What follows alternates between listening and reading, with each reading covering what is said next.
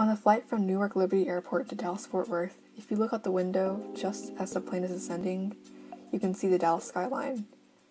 The city from above at night looks like 1,000 glittering jewels in a dark sea, and in the day, fluffy clouds as large as castles oversee a miniature network of highways and homes. When I think of Dallas, I think of my dad waiting at the airport for me in his classic ugly shirt and shorts. I think of the food my mom makes and how it tastes like nothing has changed. And I think of my bed at home and how nothing else makes me feel as safe. I think of the candy pink clouds at sunset, and I know that this is the place I belong. The sunsets here are like no other.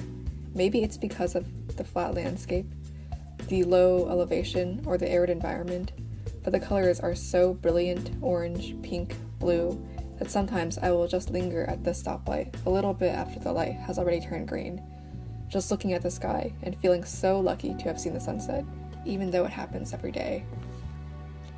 But beyond that, when I think of Dallas, I really think of Highway US 75 that runs from my home in the outer reaches of the suburbs into the heart of downtown Dallas.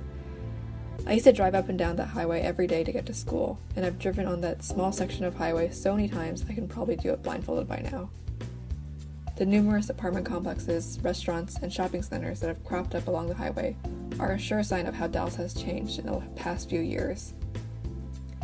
It is easy to look out the window, see a tall building, and expect it to have been there for years, but I know the truth. Over the years I have traveled between my home and my high school, I have seen these buildings arise from a bare plot of land, piece by piece, morning by morning. However, even when built, these structures aren't real until people use them.